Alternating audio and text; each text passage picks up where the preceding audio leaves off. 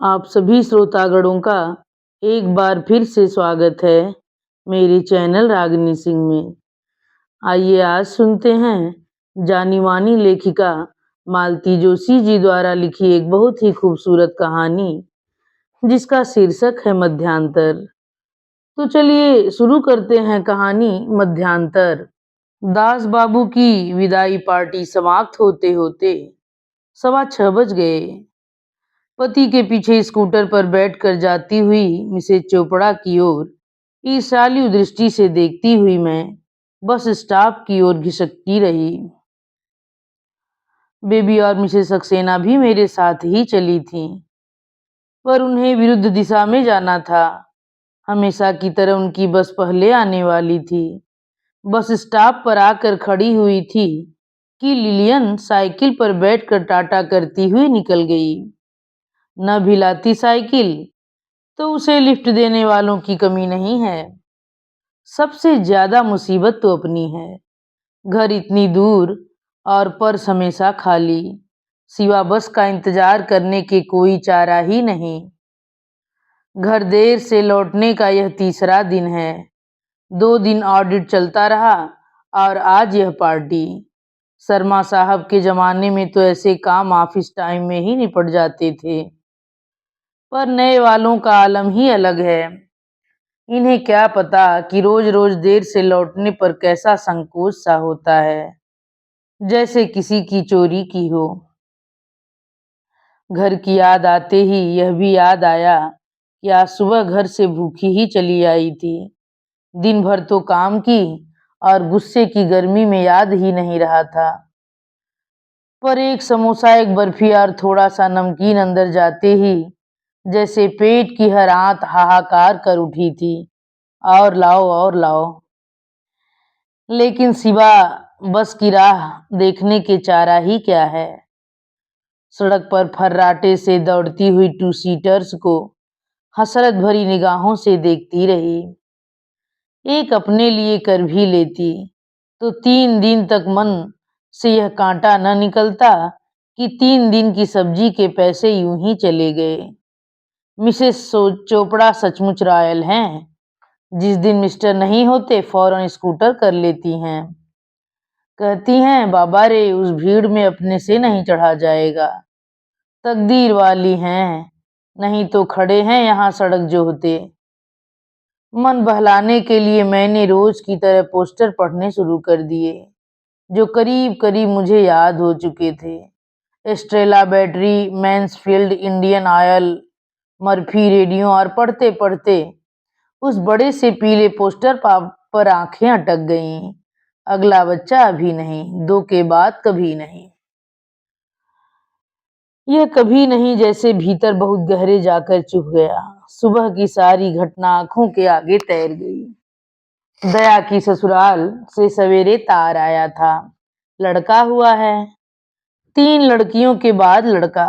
दया के भैया तो खुशी से उछल ही पड़े थे। फौरन जाकर जवाबी तार दे आए बधाई का।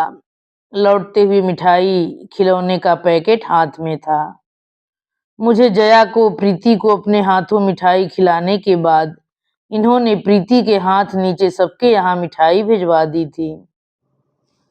आटा गूंदते हुए मेरा मन कसैला हो गया था। यहाँ तो पाई पाई बचाने की जुगत करते रहते हैं, और ये हैं कि बेकार खर्च करते हुए भी ख्याल नहीं करते। भला इतना खर्च करने की क्या जरूरत थी? अभी समधियाने में जाकर खर्च करना पड़ेगा सो अलग। उधर जया उनके नमूनों की कॉपी खोलकर बैठ गई थी और मुझसे ऊन लाने के लिए कह रही थी। पड़ोसी भी समय निकाल कर घर बधाई देने के लिए पहुंच रहे थे, और मेरा रहा सहा मूड भी हवा हो रहा था, क्योंकि हर एक की जबान पर एक ही वाक्य था, अब तो प्रीति के लिए भी भाई आना चाहिए। प्रीति टुकुर टुकुर देखते हुए चुपचाप सब सुन रही थी। अनजाने ही एक उदास छाया उसके मुख पर आ गई थी। अभी पिछले दिनों तक कहीं से भी बच्चा होने की खबर सुनती तो मचल जाती थी। मम्मी, अपने यहाँ ऐसी गुड़िया क्यों नहीं आती? मम्मी तुम भी अस्पताल से एक भैया ले आओ ना। लेकिन आजकल वह कुछ नहीं कहती, बड़ी जो हो गई है। शायद जान गई कि भैया इसलिए नहीं आ रहा है कि उसे बार बार लौटाया जा रहा है, नकारा जा रहा है। और मेरे मन में डर बैठ गया है कि किसी दिन रूठ कर वह सचमुच ही लौट न जाए। खाना वाना नहीं मिलेगा क्या आज? 9:30 हो रहे हैं, इन्होंने रसोई में आते हुए कहा। मैंने सोचा खाने की जरूरत नहीं होगी आज, खुशी से ही पेट भर गया होगा। मैंने कड़वाहट से कहा। हाँ भाई, खुशी की तो बात है ही। चौथी भी लड़की हो जाती तो सास उसे कच्चा खा जाती। जश्न तो ऐसा मनाया जा रहा था जैसे अपने ही घर बेटा हुआ हो। मैंने झन से दोनों की थालियां पटकते हुए कहा। प्रीति जया अभी नहीं खाएंगी क्या? इन्होंने मेरी बात अनसुनी कर दाल भात मिलाते हुए कहा। दफ्तर जाते समय वे अक्सर लड़ाई से बचने का प्रयास करते हैं। अभी से खाकर क्या करेंगी? 12:30 पर जाना होता है जया को। अभी तो दोनों नहाई भी नहीं है। मुझे याद ही नहीं रहता, कहते हुए फिर खाने में जुट गए। पर मेरा उफान अभी शांत नहीं हुआ था। लोगों के यहाँ चार चार पैदा होते चले जाते हैं और यहाँ दुख और आवेग से मेरा कंठ ही रुंध गया। विमल, इन्होंने एकदम कठोर होकर कहा। फिर दूसरे ही क्षण नरम स्वर में बोले। विमल, तुम्हें क्या हो गया है आज? कैसी बातें कर रही हो? जो भी हुआ है वह आज से तो नहीं हुआ है, पर दूसरे के यहाँ बधावे गाने से फुर्सत मिले तब तो देखोगे। इतने गए गुजरे हैं हम कि 2 बच्चे भी नहीं पाल सकते। जिंदगी भर दूसरों की ही गृहस्थी का बोझ ढोते रहना होगा। यह दूसरों की गृहस्थी है। विमल, मैं नहीं जानता था इतना विषय तुम्हारे मन में। वे दुखी होकर बोले। अब तो जान गए ना, विष भरा है मेरे मन में। सारी जिंदगी होम कर दी तुम्हारे घर के लिए और उसका यह इनाम मिल रहा है। वाह, तुमने बहुत त्याग किया है और मैं तुम्हारा बहुत आभारी हूँ। कई बार मन ही मन तुम्हारी महानता की सराहना की है मैंने, पर देखता हूँ तुम में और आम औरतों में जरा भी फर्क नहीं है। तुम भी उतनी ही ईर्ष्यालु, उतनी ही जालिम। मैंने करीब करीब चीख कर कहा। औरत कहलाने को कुछ बाकी भी रहने दिया है तुमने? सब तो निचोड़ लिया है। पैसे कमाने की मशीन भर रह गई हूं मैं। इसीलिए तो मेरा रोना कल्पना भी सबकी आंखों में आता है। मशीन हूं ना, रोने का हक थोड़े ही है मुझे। और मैं फफक कर रो पड़ी। वे थाली फेंक कर उड़ गए। मैं भी चप्पल पहनकर सीधी दफ्तर चल दी। जया ने डरते डरते टिफिन बॉक्स हाथ में देना चाहा तो उसे भी परे धकेल दिया था मैंने। अब वह सारा दृश्य याद करके शर्म भी आ रही थी, दुख भी हो रहा था, पर अब अपने ऊपर मेरा ही वश नहीं रह गया था। प्रीति 5 से ऊपर हो चली थी और मेरे धैर्य को बांध टूट चला था। अब भी हम लोगों के मन में वही आशंकाएं थी। क्या हम एक और बच्चे के पालन पोषण की सामर्थ्य रखते हैं? मन की इस डवाडोल स्थिति में मिलने का सुख भी जाने कहाँ बह जाता था और मैं पहले से भी अधिक रिक्त होती चली जा रही थी। एक ज्वालामुखी था जो फूट पड़ने की प्रतीक्षा में धधकता रहता था। एक चिंगारी भी उसके लिए बहुत हो जाती थी, जैसे आज सुबह। मिसेज पंडित, इस भीड़ भरे राजपथ पर अपना नाम सुनकर चौंकी मैं। देखा बॉस अपनी नीली सेवरलेट का दरवाजा खोल आवाज दे रहे हैं। फिर कोई फाइल याद आ गई शायद। गाड़ी के पास जाते मैं भुनभुनाई। अब तक खड़ी हैं? बस नहीं मिली क्या? मैंने सिर हिला दिया। बैठिए, मैं छोड़ दूं। टीटी नगर ही जाएंगी ना? संकोच से दो छड़ छिटकी मैं, पर ज्यादा सोचने की शक्ति नहीं रह गई थी। खड़े खड़े पैर जवाब देने लगे थे। मेरे बैठते ही आगे बढ़कर उन्होंने दरवाजा बंद कर दिया और नीली मछली की तरह गाड़ी सड़क को काटने लगी। उस आलीशान गाड़ी में सिकुड़ी सिमटी में अपनी पुरानी चप्पलों को अपनी कटपीस वाली साड़ी से ढकने का यत्न कर रही थी कि उन्होंने पूछा, बहुत दूर रहती हैं आप? बड़ी दिक्कत होती होगी रोज। होती तो है, पर और लोगों को वही सूट करता है। मिस्टर कहाँ काम करते हैं आपके? सचिवालय में, फाइनेंस में है। ऐसी, और बच्चे? जी एक बेबी है, शिशु मंदिर में है।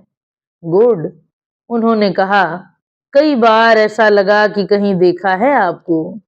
वे कह रहे थे, हैव वी मेट बिफोर? जी मैं गुजराती कॉलेज में थी, इंदौर में, मैंने हकलाते हुए कहा। तब शायद क्लास में। अच्छा, मैं शायद आपका नाम भूल रहा था। विमल व्यास था, पर शायद आपको पता भी नहीं होगा। साल भर ही तो थी मैं वहां, फिर फादर की डेथ हो गई और हम लोग अंकल के पास यहाँ आ गए। ओह सो सॉरी, उन्होंने कहा, उनके सहानुभूतिपूर्ण स्वर में 15 साल पहले का दुख जैसे फिर से ताजा हो आया। कहिए किधर मुड़ना है? उन्होंने पूछा तो मुझे होश आया। रंगमहल पार करके हम लोग न्यू मार्केट की जगमगाहट में पहुंच गए थे। यहाँ से बस मिल जाएगी, मैं चली जाऊंगी, मैंने संकोच में भरकर कहा। घर तक छोड़ देते हैं? ऐसी कितनी देर लगेगी? फिर उन्होंने हंसकर कहा, डर रही हैं कि शायद चाय पिलानी पड़ेगी? मुझसे कुछ ढंग का जवाब भी न देते बना। मेरे लिए तो वे अब भी सर ही थे।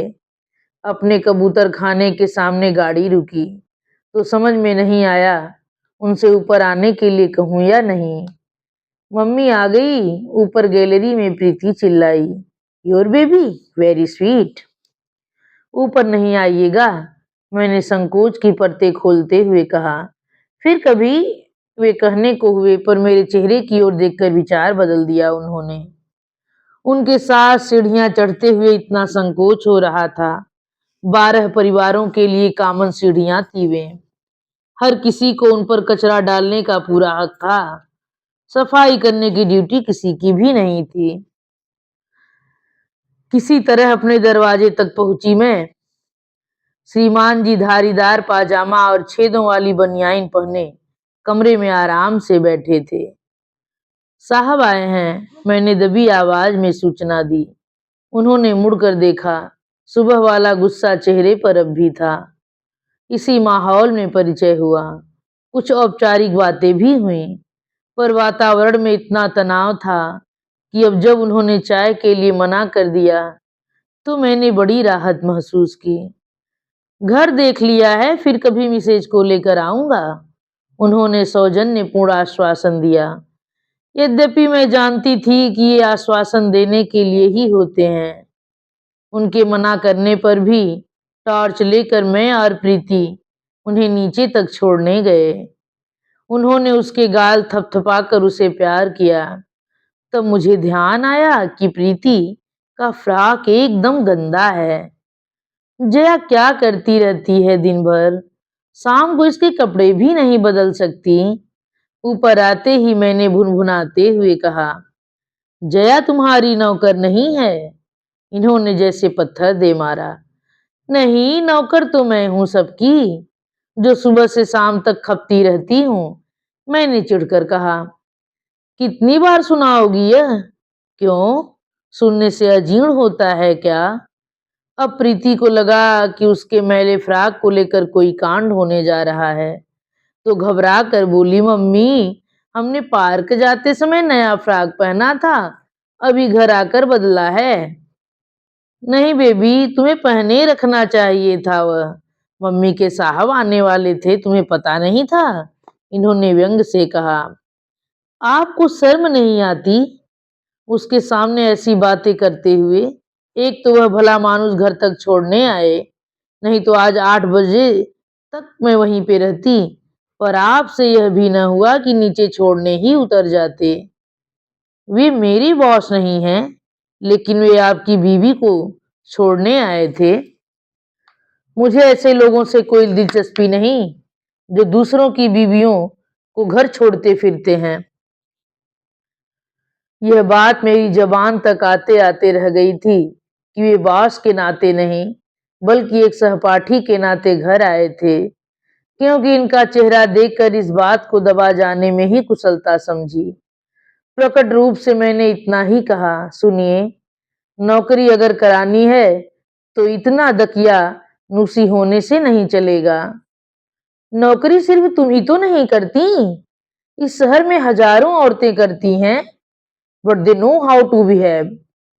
उनकी बात पूरी होने से पहले ही मैं तेजी से कमरे से निकल गई और बाथरूम में जाकर बंद दरवाजे पर सिर दिए देर तक निःशब्द रोती रही। मुझे बेहद दुख हुआ था, उन बातों के लिए नहीं जो उन्होंने कही थी, बल्कि उस बात के लिए जो उन्होंने नहीं कही थी। कम से कम एक बार तो कहते, भाड़ में जाए ऐसी नौकरी, कोई जरूरत नहीं कल से काम पर जाने की। इस एक वाक्य के बदले में उनकी सारी बातों को माफ कर देती, पर उन्होंने कभी यह नहीं कहा, जैसे उन्हें डर हो कि मैं कल ही इस्तीफा देकर घर बैठी रहूंगी। और मुझसे कोई पूछे तो मैं पता नहीं कब से तरसती रही हूं कि एक बार झूठ से तो कोई कह दे, विमल अब तू नौकरी छोड़ दे। पिताजी की आकस्मिक मृत्यु के बाद चाचा जी भोपाल ले आए थे। आते उन्होंने मेरी नौकरी लगवा दी थी। भैया की एलएलबी होने तक मेरा नौकरी करना जरूरी था। तब यह सोचती कि कब इनकी नौकरी लगे, कब मैं कॉलेज ज्वाइन करूं, लेकिन मेरी नौकरी बदस्तूर चल रही थी। माँ ने कहा था, दहेज के लिए रुपया कहाँ से आएगा, सो नौकरी चलती रही। मन में एक क्षीण आशा थी, शायद शादी के बाद नौकरी न करनी पड़े। दफ्तर की मिस नाडकर्णी शादी के बाद बड़ा सा मंगलसूत्र हाथ से नचाती हुई आई थी और इस्तीफा देकर चली गई थी। हमारे इनको नौकरी करना पसंद नहीं, उसने लजाते हुए बड़ी अदा से कहा था। डॉली तो शादी से 2 महीने पहले ही नौकरी छोड़ बैठी थी। तब से यही सपना पाले थी मैं। राम राम करके शादी तय हुई थी, तब यही सपना देखा था। मैंने लजाते हुए घर में पूछा था, हमारे यहाँ 1 महीने पहले नोटिस देना होता है, अभी दे दूं या बाद में? माँ और चाचा जी मुझे देखते ही रह गए थे। बड़ी देर बाद चाचा जी बोले थे, तू क्या नौकरी छोड़ने की बात कर रही है? आजकल सरकारी नौकरी मिलती भी है किसी को, तू लगी लगाई पर लात मार रही है। चाची ने लेकिन सीधे सपाट स्वर में कह दिया था, नौकरी पर ही तो रीझे हैं वे, घर पर 3-3 बहनें ब्याहने को बैठी हैं, वे सर्विस नहीं छुड़वाएंगे, देख लेना। उसी दिन मन का दर्पण जैसे कहीं से चटक गया था।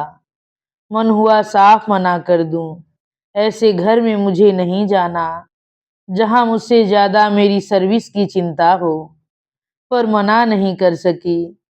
सोचा अगर खपना ही है तो अपने घर के लिए क्यों न खपूं, और तब से खपती ही आई हूँ। दया की शादी, माया की शादी, उनके बच्चों का जन्म, अम्मा जी का श्राद्ध, प्रीति का जन्म, जैसे खर्च बधे से चले आए थे।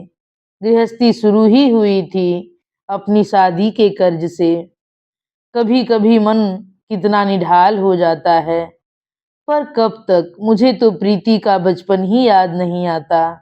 लगता है जैसे एकाएक बड़ी हो गई है। माँ के रूप में जो कुछ देखना सुनना था, भुगतना था, वह भुगता है माया ने, जया ने। कितना सुख है दोपहर की गुनगुनी धूप में बैठकर स्वेटर बुनने में, शाम को लौटते हुए पति और बच्चों का नाश्ता तैयार करने में, सज सवर कर दरवाजे पर प्रतीक्षा करने में। काम तो अब भी करना होता है, पर उसमें रस कहाँ रह जाता है, बस घड़ी से होड़ लगी रहती है। और दिन भर के बाद जब घर लौटना होता है तो दोनों ही थके हुए टूटे हुए होते हैं। सारा उत्साह दफ्तर का रूटीन सोख चुका होता है। शेष रह जाती है सिर्फ खीज, झुंझलाहट और उलझने, जैसे यही दिन भर की कमाई हो।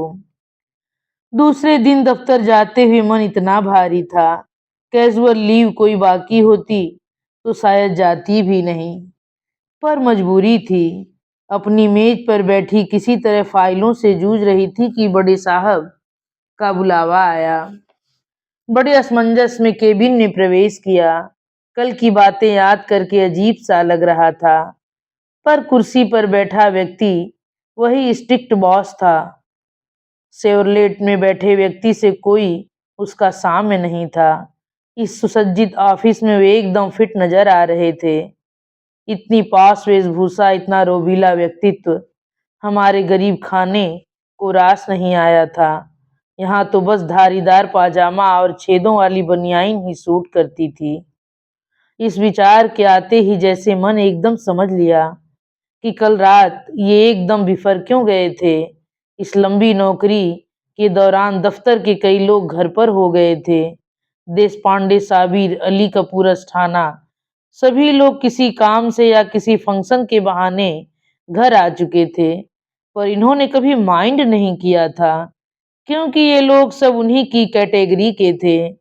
इन लोगों के सामने किसी हीन भावना का उन्हें अनुभव नहीं होता था, पर कल जैसे अपनी ही नजर में वे बहुत छोटे पड़ गए थे। इसी से शायद। Mrs Pandit, will you please be more attentive? Oh sorry sir, मैंने बड़ी मुश्किल से अपने को समेट कर कहा, जैसे बास के स्वर ने मुझे फिर अपने स्थान पर खड़ा कर दिया था। टी टाइम में कैंटीन में इकट्ठा होते ही उसे चोपड़ा ने घोषणा की, आज चाय पंडित पिलाएगी? क्यों? सामूहिक प्रश्न उठा। कल बास ने उसे लिफ्ट दी थी, हम लोग मार्केट जा रहे थे तब मैंने देखा था। सच? सबने एक साथ पूछा और मैं बिना वजह झेप गई। ये सूखी नदी में बाढ़ कैसे आ गई? मिसेस सक्सेना ने कहा। कुछ नहीं, किसी जमाने में क्लास में पढ़ते थे, उसी कारण थोड़े मेहरबान हो गए थे, मैंने बात को उड़ा देने के लहजे में कहा, पर चोपड़ा चूकने वाली नहीं थी। फिर तो समोसे भी आएंगे, उसने चिल्ला कर कहा। मोटी को खाने के सिवा कुछ सूझता नहीं है, लिलियन ने कृत्रिम गुस्से से कहा, पर समोसे आने पर सबसे पहले हाथ साफ उसी ने किया। अरे तुम लोग मुझे बेकार में बकरा बनाने पर तुली हुई हो, मैंने कमजोर सा प्रतिवाद किया, पर सच तो यह था कि मुझे यह सब कुछ बड़ा अच्छा लग रहा था। इस सूखी सी जिंदगी में चाय पिलाने के मौके आते ही कितने हैं, कभी शादी की, कभी पति की सालगिरह, या कभी कोई इंक्रीमेंट मिल गया तो, पर उन मौकों पर भी यह थ्रिल कहाँ मिलती है। पूरा 5 रुपए 35 पैसे का बिल हुआ। महीने का आखिर था, पर मैंने जरा भी मलाल नहीं किया। ऑफिस से बस स्टॉप की ओर जाते हुए बेबी ने कांपती आवाज में पूछा, अक्का, क्या सचमुच बास आपके साथ पढ़ते थे?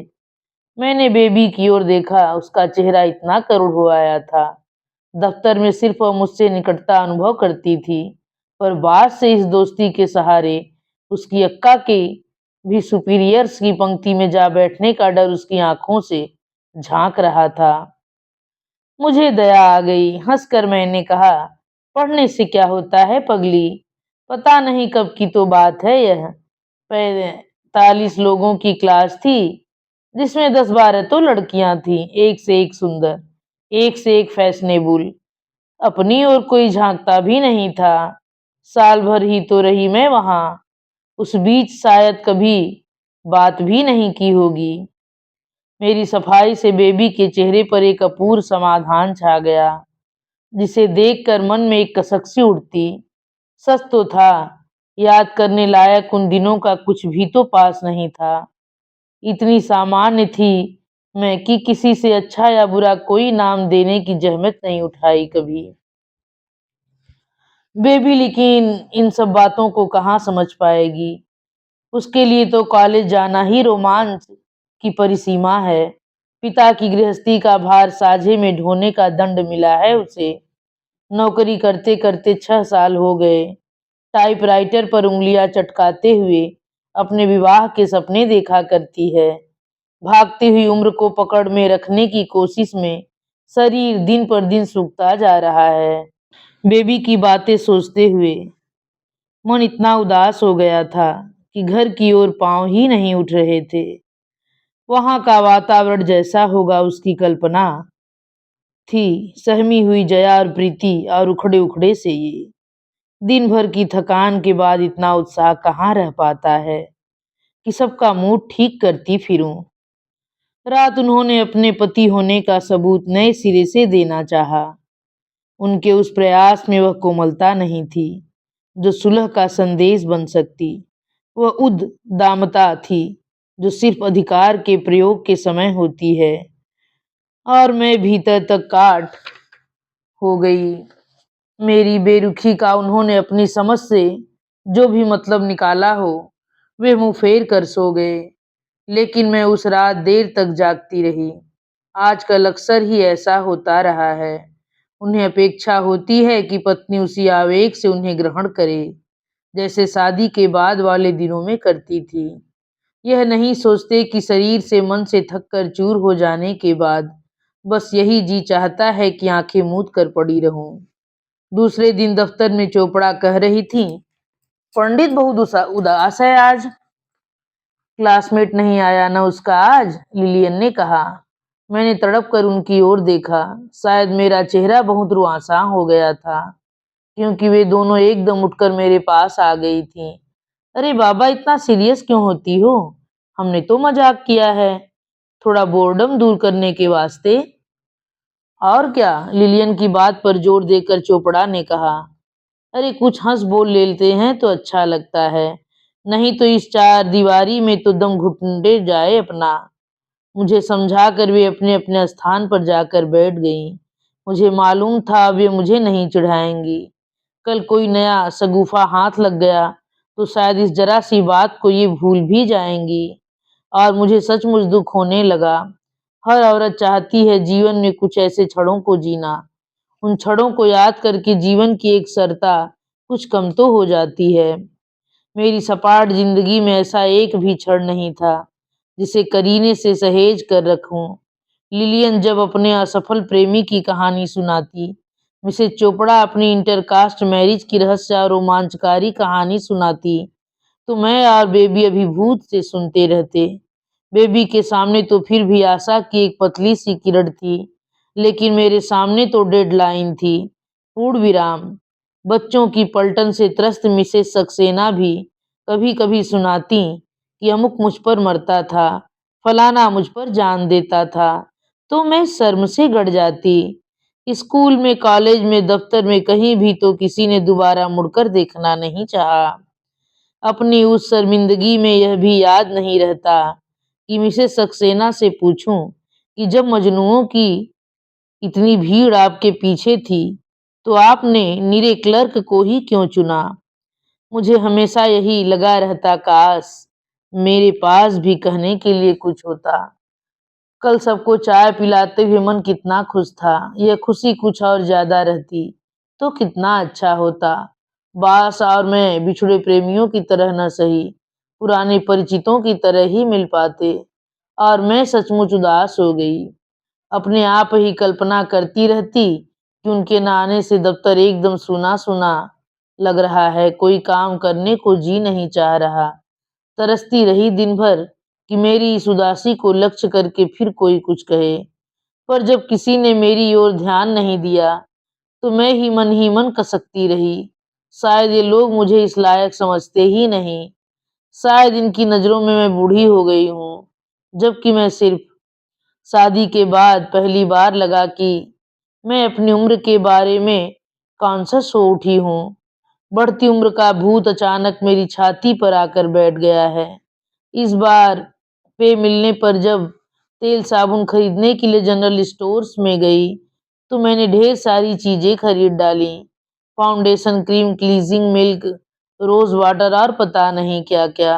मेरी इस दरिया दिली से उत्साहित होकर निर्मल स्टोर्स वाला बोला, बहन जी, अब यह पर्स भी बदल डालिए, बहुत पुराना हो गया है। और उसने काउंटर पर ढेर लगा दिया। मैंने अपना पर्स देखा, सच तो कितना पुराना हो गया है। हैंडल 2 बार बदलवा चुकी हूँ। भीतर का कपड़ा हर 8वें दिन सिलना पड़ता है, नहीं तो रुई बाहर आ जाती है। पैसे अंदर चले जाते हैं, पर कभी ख्याल ही नहीं आया बदलने का। काम जो दे रहा था। एक खूबसूरत पर्स भी व्यक्तित्व को कितना निखार देता है। और मैंने एक बड़ा सा पर्स खरीद डाला।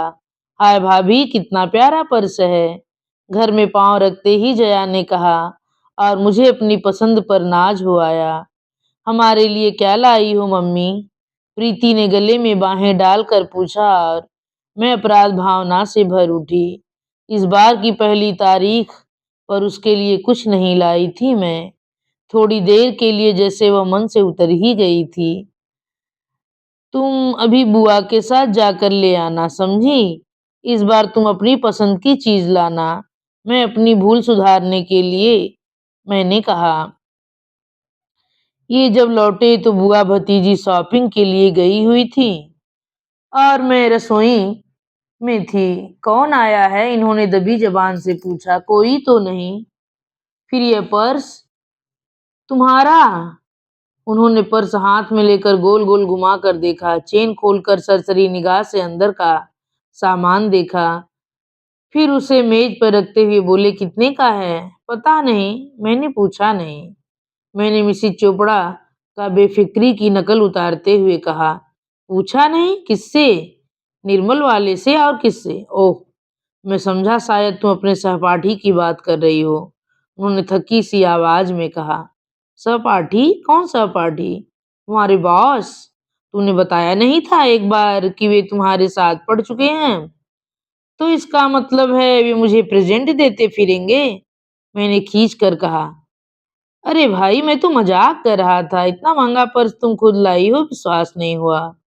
उन्होंने प्रसंग वहीं समाप्त करते हुए कहा। लेकिन मेरे लिए प्रसंग समाप्त नहीं हुआ था, क्योंकि मुझे मालूम था कि उन्होंने मजाक नहीं किया था। एक क्षण को ही क्यों न हो, वे इस कल्पना से आतंकित हो उठे थे। और मैं उस घड़ी को कोस रही थी जब मैंने साथ पढ़ने की बात बतलाई थी।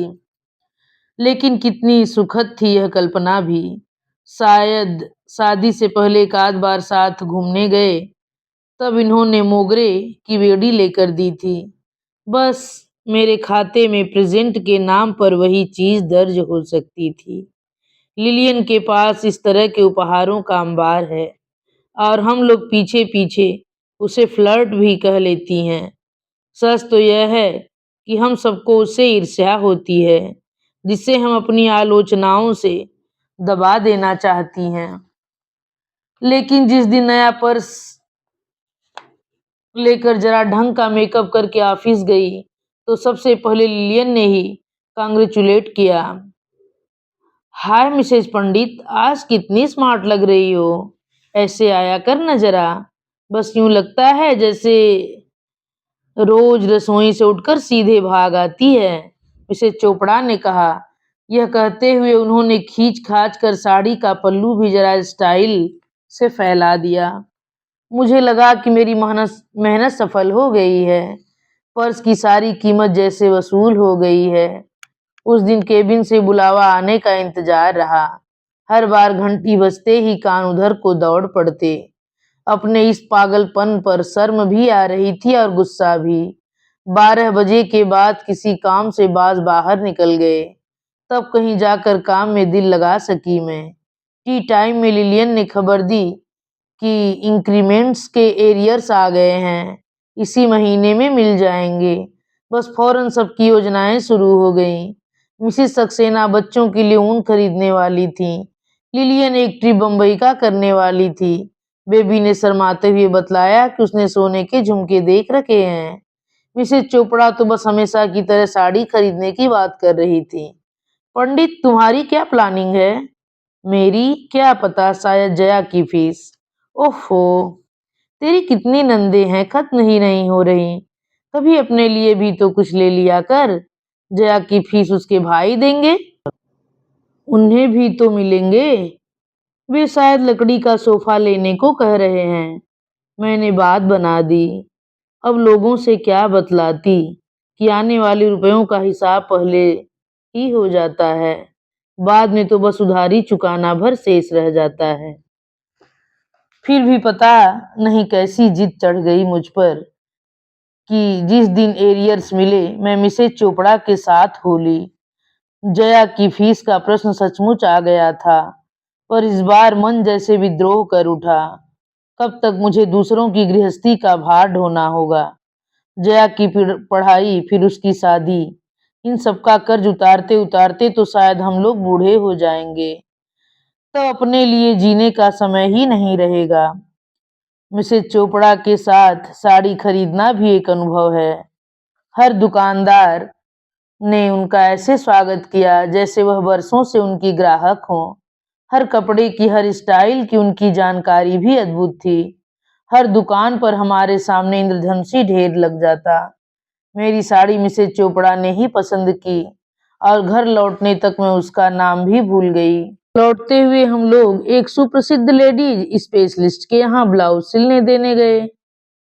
फिटिंग के नाम पर वह जिस तरह से नाप ले रहा था, अपने अधिकार का जिस तरह से प्रयोग कर रहा था, उससे मुझे तो घबराहट होने लगी। बड़ी मुश्किल से अपनी जान छुड़ा पाई मैं। उराड़पंथी कहकर मिसेज चोपड़ा मुझे सारे रास्ते छेड़ती रहीं। जिस रोज कपड़े सिलकर आ गए, उस रात ढेर सी कोल्ड क्रीम लगाकर सोई मैं।